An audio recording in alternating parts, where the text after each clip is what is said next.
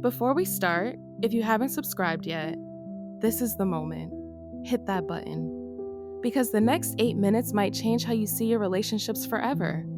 If you've ever felt that something was wrong in a relationship, but couldn't name what, this video will change everything. Here are 8 signs of manipulation. The last 2, you'll definitely recognize yourself in them. People who use others have patterns. They do it consciously or not, doesn't matter.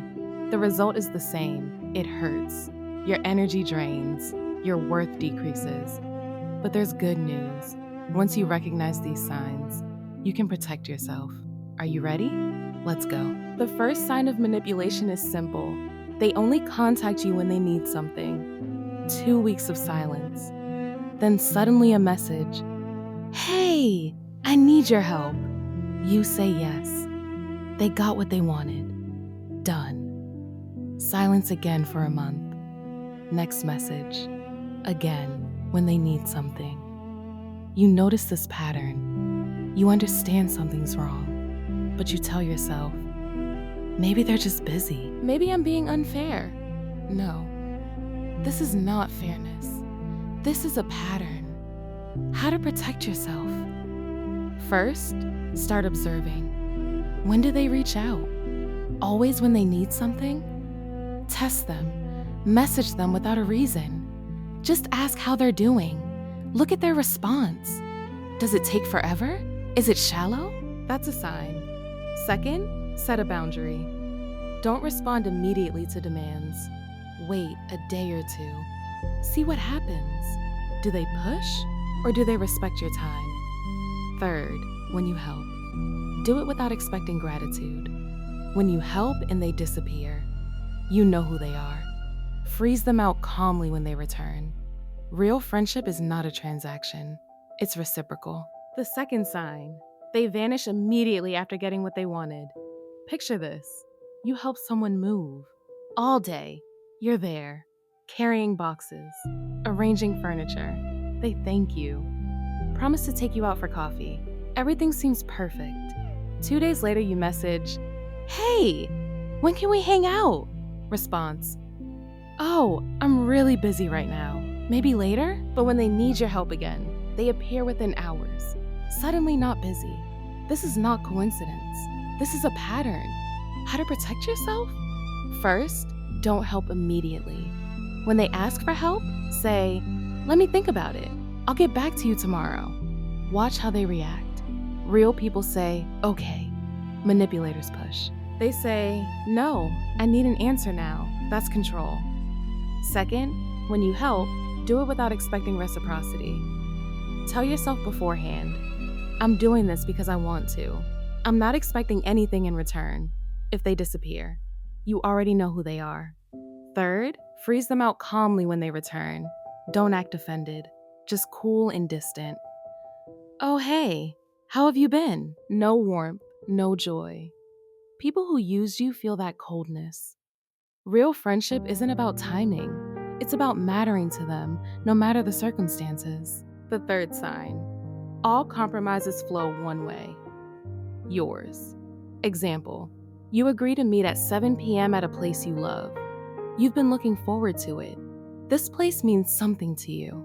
When you get there, they say, actually, I don't want to be here.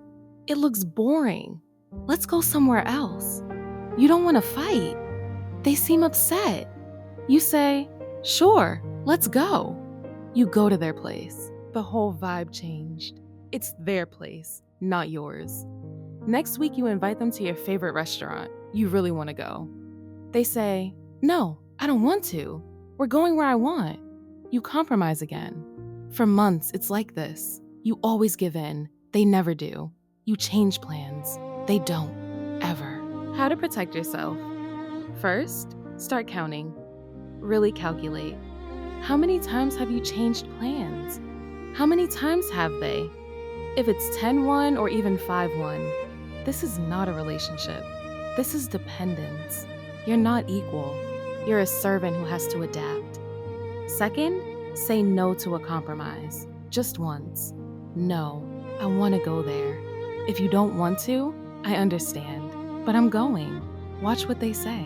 Real people say, okay, let's go there. They give you that. Manipulators push or throw a fit. Third, remember, real relationships are 50-50ths. Half for you, half for them. Not 90-10ths, not 80-20ths, 50-50. The fourth sign, they're too charming. And it's a tactic. People who use others are often incredibly charismatic. They know what to say, how to make you feel special, how to convince you. But it's not real. It's technique. Example, you're upset. Something went wrong. They notice. Suddenly they say the sweetest things. They might even give you a gift. You think, wow, they really love me. They're so caring. But then ask them about their day. They talk about themselves for 20 minutes. Their problems, their wins. You try to share something important to you. They look at their phone. Yeah. But a week later, they need something from you. Suddenly, their charm switches back on. They're the most caring person in the world again. How to protect yourself? First, observe. Don't listen. Words are cheap. Actions are expensive. How do they treat you when they don't need anything? How do they talk to other people when you're not listening? Second, real people are consistent. Manipulators have a mode for each person. One version for you, another version for someone else. Watch that difference. Third, don't believe pretty words without action. Watch their actions over months, not days. People who truly love you show it systematically, every day, not once a month when they need something. The fifth sign, they take credit for your work. In a meeting, you propose an idea. Your boss listens, but doesn't react, ignores it. You feel disappointed, but stay quiet. Then your coworker repeats your idea in their own words. Your boss immediately, brilliant idea! That's exactly what we need! Your idea, but not your credit. Work is done. Results are great. Project is successful. Your boss shows the report to the company. Their name is on the title page. Big letters. Your name is somewhere down there in small letters. Or it's not there at all. You try to say, but that was my idea.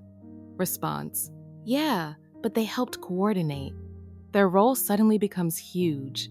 Yours becomes small. How to protect yourself? First, write down your ideas. Email them to yourself with a timestamp, or voice record them. It's proof. It's a date. It's your intellectual property. Second, in meetings say clearly, this is my idea. Not aggressively, but clearly. I thought about this, and here's what I propose. Third, if someone steals your idea, say publicly, sorry, but that was my idea. Glad you liked it. Let's make sure this is documented correctly. People who steal hate being caught publicly. They stop. Fourth, remember, your work is your property. Your idea is your property. Protect it, not as anger, as professionalism. The sixth sign, energetic draining. This is the most subtle, but the most powerful sign. You talk to this person, maybe on the phone, maybe in person. Normal conversation, regular. You didn't cry, they didn't yell. But when the conversation ends, you feel empty, not sad, not angry, just empty, drained, like a battery that completely died in some time. Around your real friends, you're full of energy. You laugh, you feel alive. Even when talking about hard things, you're still energetic. Around this person, you're dead. Your body knows. Your subconscious knows. This contact is energetically expensive.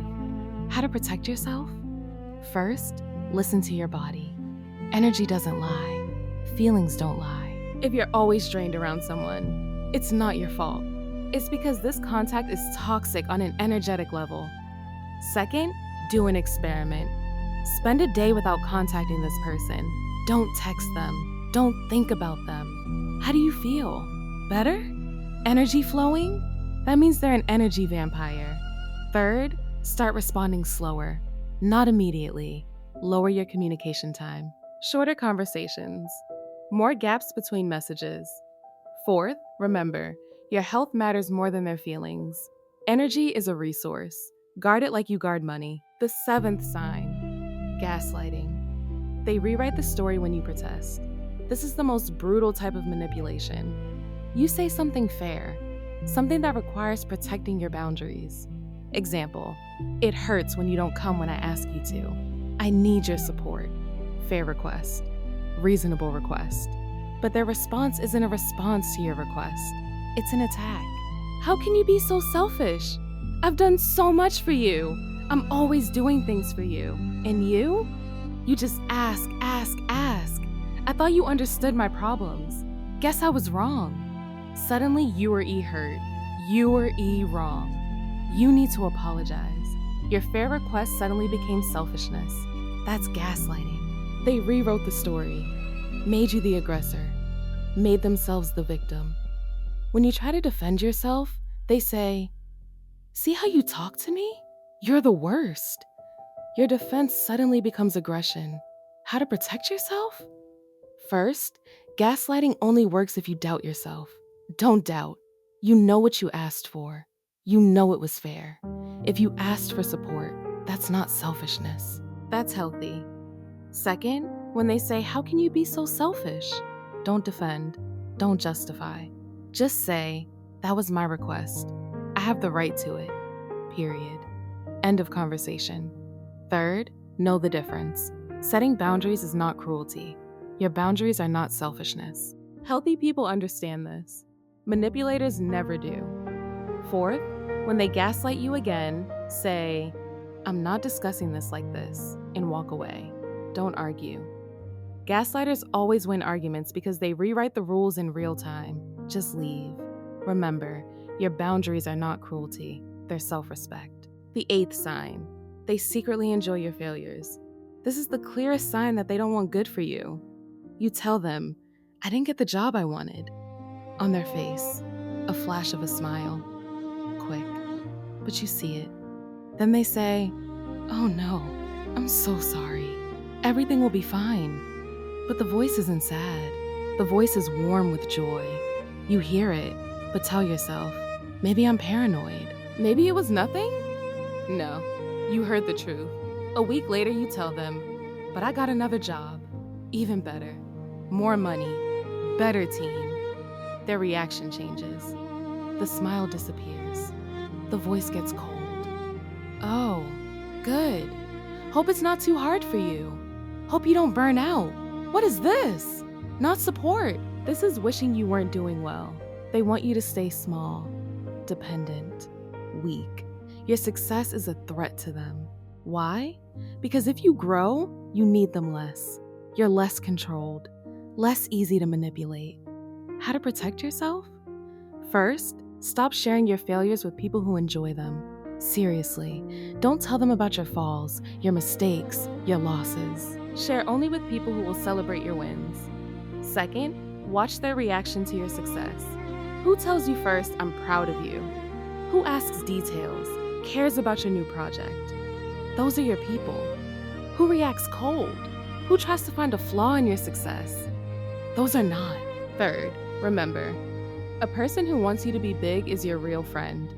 A person who wants you to stay small needs your dependence. Fourth, if they enjoy your failures, they don't love you. They might pretend, but deep down, they want to see you suffer. This fact is hard, but it's true. Choose people who celebrate your wins like their own. If you recognize yourself in one or two signs, pay attention. If you recognize yourself in 3 or 4, it's a signal. If you recognize yourself in most of them, it's a scream. Your body is trying to protect you. Your intuition is trying to save you. Listen to it. And if especially the last 2 signs hit you, gaslighting and enjoying your failures, then it's serious. It means someone is actively controlling you, actively wants you to stay small. It's not your fault, but the decision is yours. You can stay. You can try to change this connection. You can leave. But whatever you decide, choose yourself. Your health matters more than someone else's feelings. Your peace matters more than their comfort. Your life is yours. If this video changed how you see your relationships, share it. with someone who needs to hear it, with other people who don't understand why these connections hurt. You're not alone, and you're not paranoid. You're just learning to see the truth. Now, hit subscribe if you haven't. Comment below. Did you recognize yourself in any of these signs? Which one hit the hardest? Let me know. Your comment might help someone else realize they're not going crazy. Thank you for watching. Choose yourself.